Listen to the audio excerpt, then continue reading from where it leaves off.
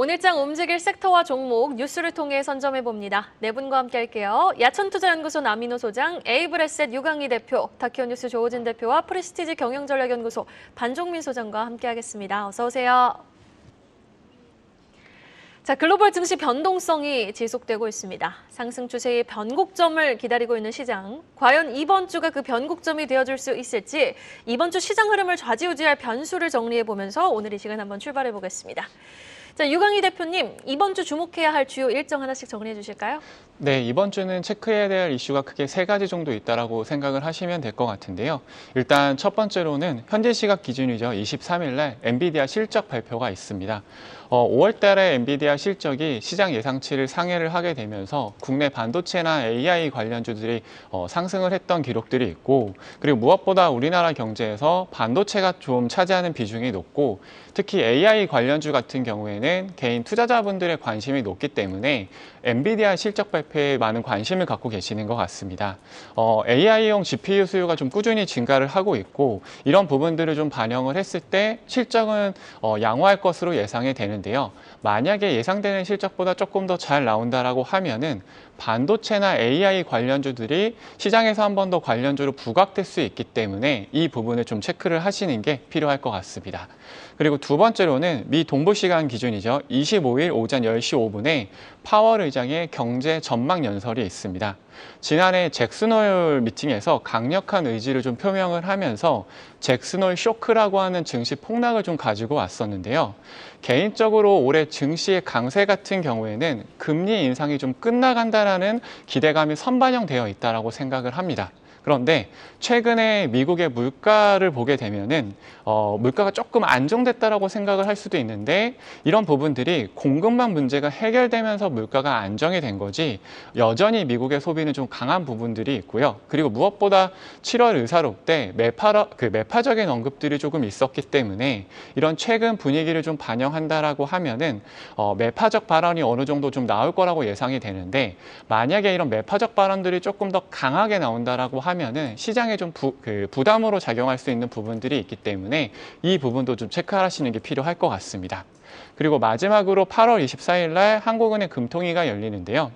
최근에 이제 미국과의 금리 차도 있었고, 또 최근에 환율 상승이 좀 가파르게 발생을 하고 있고, 가계대출 증가들이 있기 때문에 금리 인상 요인이 충분하다고 생각을 합니다. 또 반대로 최근에 중국 리스크가 부각이 되고 있고, PF 부식, 그리고 가계부채나 소비 위축 등 동결 요인들도 있기 때문에 금리 인상과 동결을 두고서 상당히 고민이 클 것으로 예상이 됩니다. 그런데 저는 개인적으로 국내 경기 회복이 조금 더 중요하다고 생각을 하기 때문에 기준금리가 좀 동결되지 않을까라는 예상을 좀 하고 있습니다. 네, 알겠습니다. 잭슨홀 미팅, 엔비디아의 실적 발표, 한은의 금통위, 네이버의 또 하이퍼클로버 X의 발표가 예정되어 있는 이번 주. 자, 그럼 우리는 엔비디아 실적 발표에 조금 더 초점을 맞춰볼까요? 지금 말씀해주신 대로 현지 시간 23일에 발표가 됩니다. 여러분, 지난 분기 엔비디아 실적 발표 다 기억나십니까? 아직도 기억이 아주 생생합니다. 5월 24일이었는데 매출과 EPS가 모두 어닝 서프라이즈를 발표하고 가이던스까지 좋게 제시되면서 그때부터 막 주가가 폭등하는 모습을 보였거든요. 과연 2분기도 지금 반도체 주춤한 상황인데 활기를 좀 불어넣어줄 수 있을지 엔비디아 실적 발표가 어떻게 보세요? 일단 엔비디아 실적 발표가 좀 더 좋게 나올 것으로 좀 전망이 되고 있는데요. 네. 이게 사실상 2분기 매출이 그 71억 달러에서 한 110억 달러까지 좀 의견이 좀 나오고 있는 상황입니다. 그렇게 되면은 사실상 2분기보다도 실적이 좀 굉장히 좋은 것이다라고 좀 말씀드릴 수 있을 것 같고요. 특히 여기에서 특징적인 이러한 그 실적이 좀 더 그 증가될 수 있는 가능성이 그 지난 14일에 사우디가 그 엔비디아의 AI 반도체 H100이라고 해서 그 최소 한 3,000개를 좀 구매를 했던 이력이 좀 있고, 심지어는 그 아랍에미레이트 쪽에서도 칩을 확보를 했던 것으로 좀 알고 있기 때문에 이런 시점을 봤을 때는 엔비디아 쪽에 굉장히 좀 수요가 많았다라고 보시면 될 것 같고요. 특히 이제 중국 빅테크 기업들이 역시 미국 수출 규제 전에 총 50억 달러에 이르는 AI 반도체를 좀 주문한 것으로 보면은 엔비디아의 2분기 실적을 좀 상당히 좀 기대를 해볼 수 있을 것 같다라고 보시면 될 것 같습니다. 이에 따라 제가 봤을 때는 국내 반도체 관련된 기업들을 계속 좀 주목을 해볼 필요가 있지 않을까라고 말씀드릴 수 있을 것 같고요.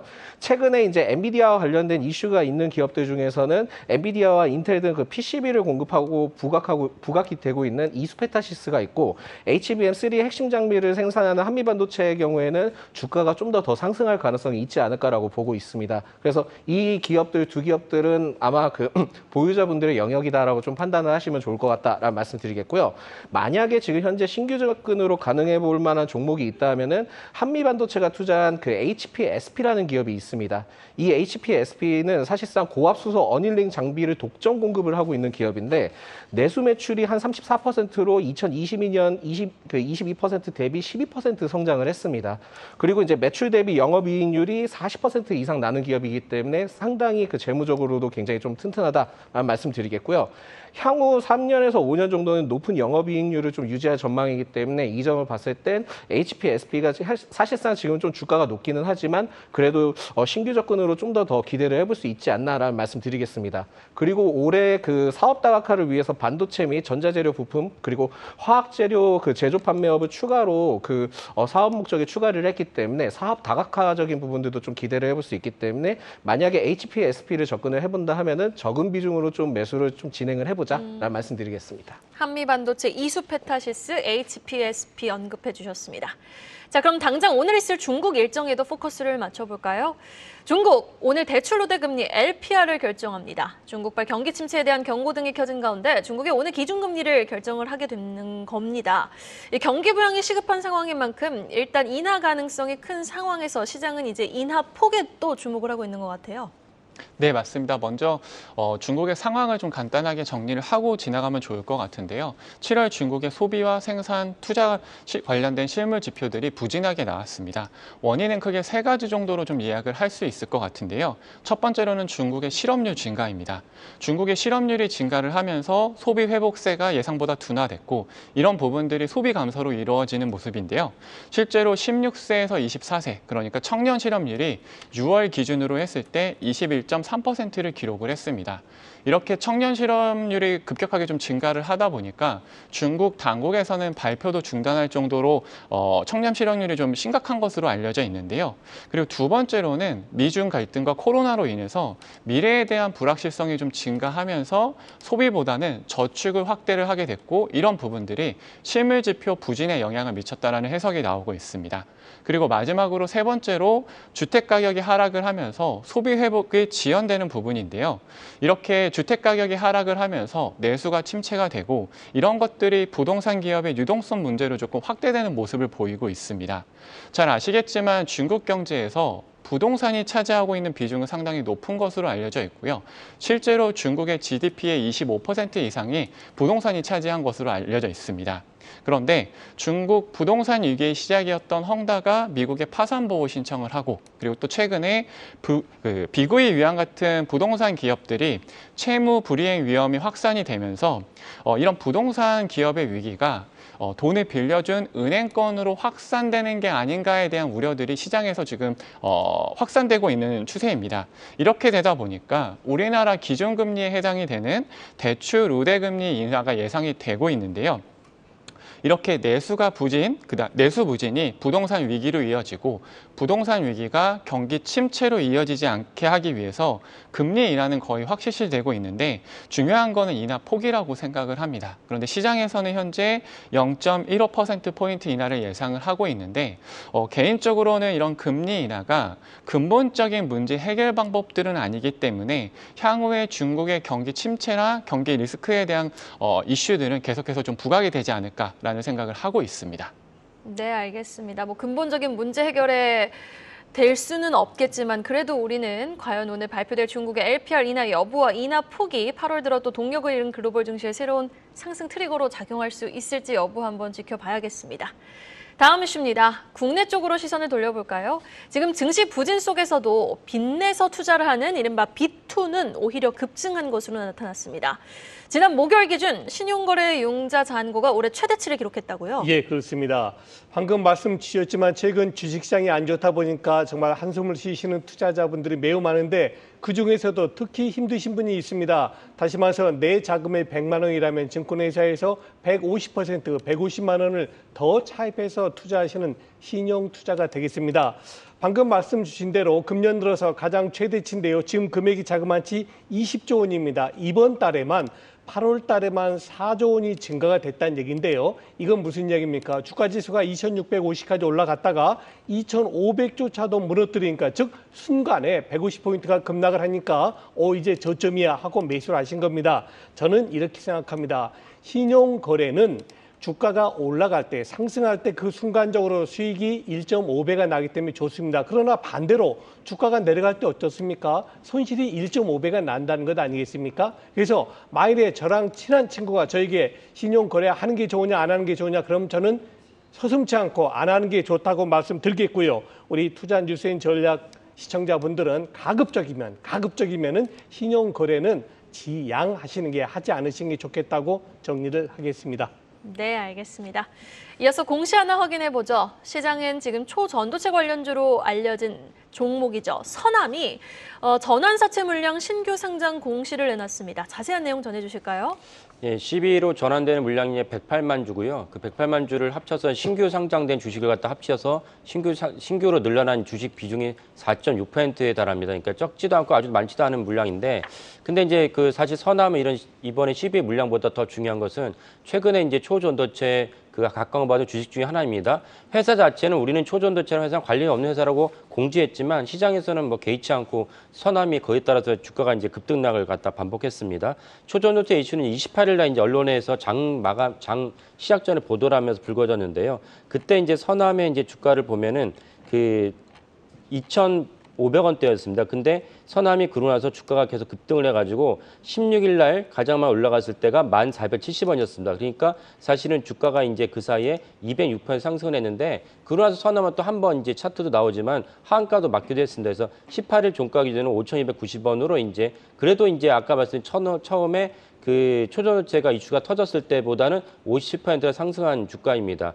그러니까 초전도체가 어떻게 될 것이냐가 서남의 주가랑 관련이 돼 있는데, 초전도체의 이제 대장주는 신성 델타테크입니다. 신성 델타테크가 초전도체 대장주인데, 그 신성 델타테크의 자회사인 이제 LNS 벤처캐피탈이 신성 델타테크가 LNS 벤처캐피탈 통해서 퀀텀 에너지 연구소의 지분을 갖다 9.30% 갖고 있다는 사실이 이제 금감원에 있는 다트에 나옵니다. 그런데 올해 이제 그 감사 보고서인데 지금 화면에 나오고 있지만 퀀텀 에너지 연구소의 지분 가치를 갖다가 전액 가치가 없는 걸로 손실 처리했다고 이제 나왔습니다. 그러니까 무슨 말이냐면 신성 델타테크 스스로도 이 그 퀀텀 에너지 연구소의 그 LK99라는 물질이 초전도체가 아니라고 이제 생각했다는 것입니다. 이런 거를 받아들이셔서 서남에 대한 주식 투자하시면 좋겠고, 서남뿐만 아니라 다른 이제 초전도체 관련 주식들도 이렇게 접근하시는 게 좋지, 주가가 오르니까 시장과는 무관하게 주가가 오르니까 나는 이것을 믿고 주식 투자하시면 큰 손실을 볼 수 있다. 이런 점을 이렇게 말씀드리고 싶습니다. 네. 초전도체 관련주들의 무서운 급등락 현상이 이어지고 있죠. 지난 금요일엔 초전도체 관련주들이 일제히 급락한 가운데 또 맥신 테마가 형성이 되면서 그 매기가 맥신 관련주로 쏠리는 현상이 나타났는데, 지금 서남을 비롯한 초전도체 관련주들의 급등락, 반종민 소장님은 좀 어떻게 바라보시는지, 전략은 좀 어떻게 가져가는지 궁금합니다. 예, 사실 이 지금 초전도체뿐만이 아니라 지금 그 전 거래부터 지금 맥신이 나오고 있는데 좀 주의하셔야 된다는 먼저 말씀드리겠고요. 그 서남의 경우에도 좀 제가 추가적으로 의견을 드리자면은, 사실상 이 기업의 경우에는 2020년 2월에 상장을 했습니다. 상장을 했었고 2013년부터 지금까지 영업 손실을 좀 연속으로 기록을 하고 있다 보니까 매출액적으로는 굉장히 좀 뛰어나진 않고 있고요. 작년 매출액도 한 64억에서 영업 손실이 24억 정도, 재무적으로 굉장히 좀 좋지 않은 흐름들을 보여주고 있습니다. 결국은 테마성으로 지금 주가가 올라가고 있다라고 생각하시면 매우 좋을 것 같고요. 특히 이제 올라갔던 이유는 사실상 이 동사가 LS 전선 등과 그 맞춤형 개발, 그리고 신규 사업 발굴, 시장 확대를 통해서 다각화에 대한 협력이 좀 추진하고 있다 때문에도 같이 좀 부각이 된 것도 있지만은, 아까 이제 대표님께서도 말씀하셨던 초전도체와 관련된 이슈가 같이 부각되면서 주가가 크게 많이 올라갔었던 이슈가 있었습니다.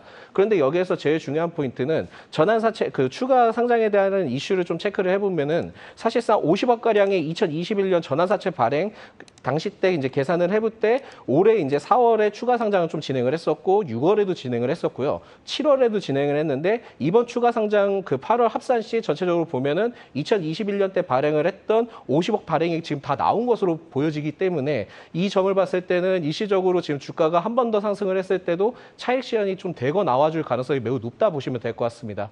그렇다 보니까 지금은 투자 매력도가 매우 떨어질 가능성이 있기 때문에 신규 접근은 자제하자라는 말씀드리겠습니다. 네, 알겠습니다. 계속해서 기업 이슈에도 초점을 맞춰볼까요? 최근 부진한 흐름을 이어가고 있는 태양광 관련주에 활기를 띨 수 있을 만한 소식입니다.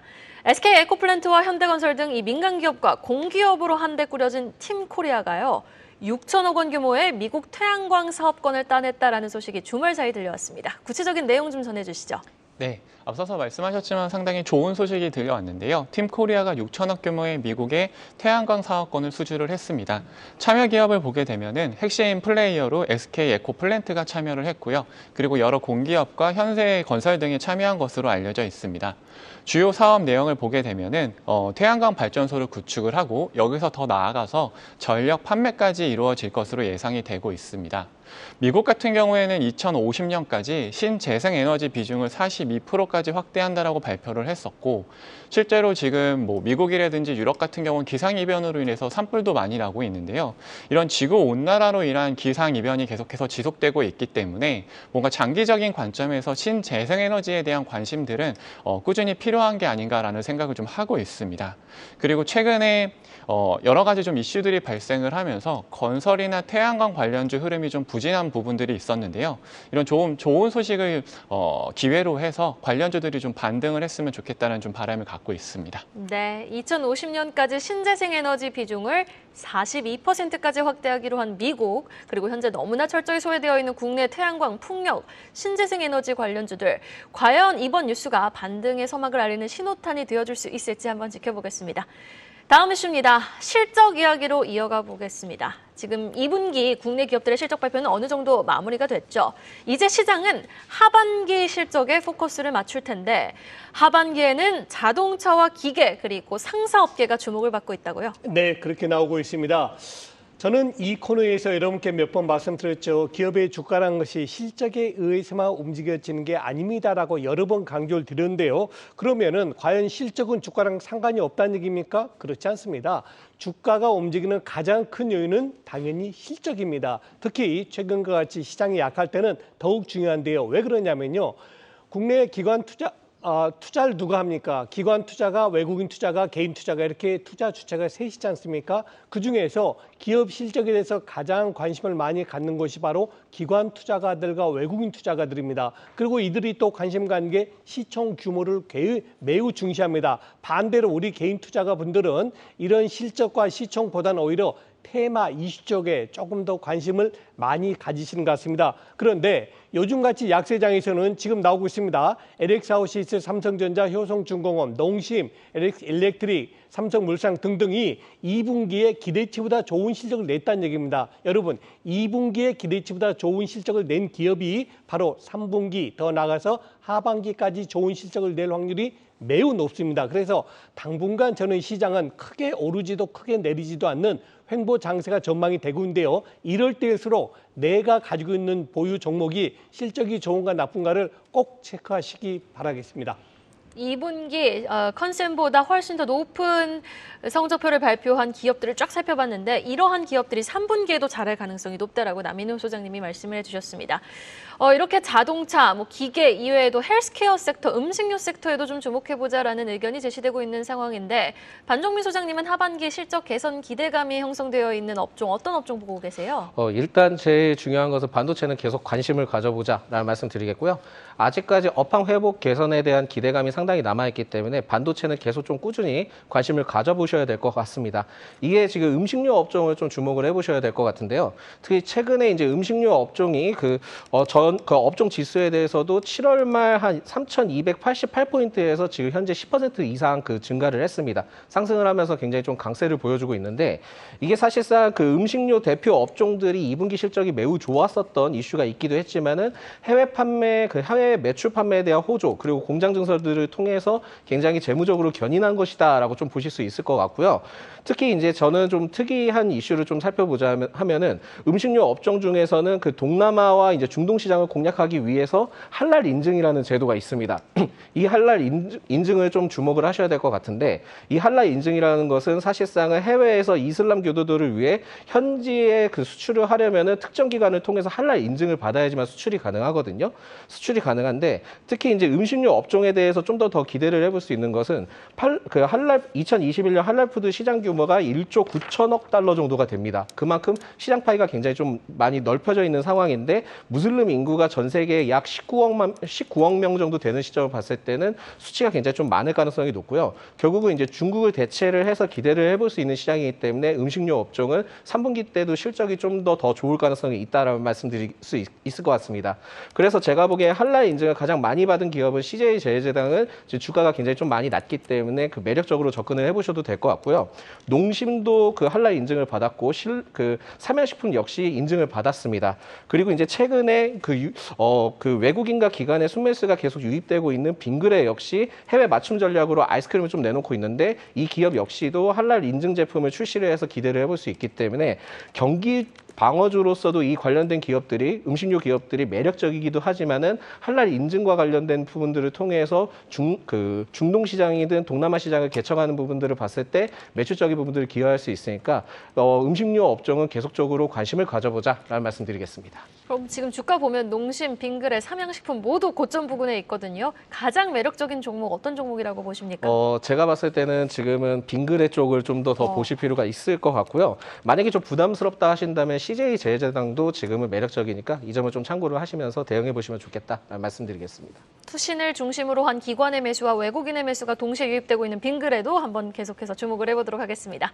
공시 하나 더 체크해보죠. 전거래일 급등한 덕양산업이 공시를 해놨습니다. 기아와 5,100억 원 규모의 공급 계약을 체결했다고요?